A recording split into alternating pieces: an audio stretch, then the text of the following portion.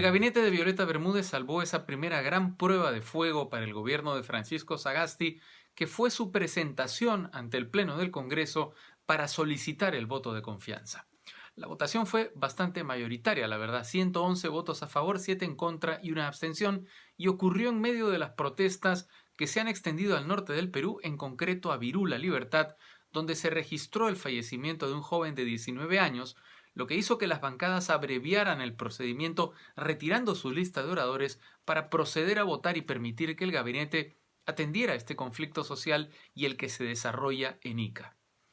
El gabinete Bermúdez reafirmó las prioridades trazadas por Francisco Sagasti en su primer discurso a la nación: unas elecciones neutrales y una transferencia ordenada, la lucha contra la pandemia, la reactivación económica, la educación para todos nuestros estudiantes, el fortalecimiento de las instituciones y la lucha contra la corrupción.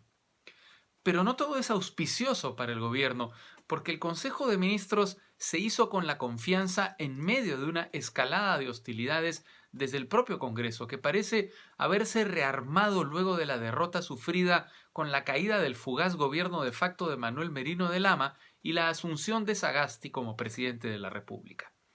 Varios elementos hacen temer una nueva conspiración en marcha desde el Parlamento, como la que concluyó con la vacancia de Martín Vizcarra. Esto era algo que tarde o temprano llegaría, pues esos mismos intereses mafiosos que depusieron a Vizcarra nunca abandonaron el Congreso, donde aún están representados la minería ilegal, las universidades de mala calidad, los acusados por la corrupción de Odebrecht y los cuellos blancos del puerto, y aquellos que aspiran, por ejemplo, a negociar un indulto para Antauro Humala. Varios movimientos recientes hacían temer una negativa de la confianza a este gabinete, como la que sufrió Pedro Cateriano, recordemos, en el principio de la crisis política permanente que vive aún nuestro país. Primero estaba la denuncia de Edgar Alarcón al vicepresidente del Congreso, Luis Roel, en una clara amenaza contra la mesa directiva, de cuya estabilidad depende la presidencia de Francisco Sagasti, que al haber llegado al poder luego de ser elegido presidente del Parlamento, podría ser destituido con la censura de la mesa directiva, que se obtiene con una mayoría simple.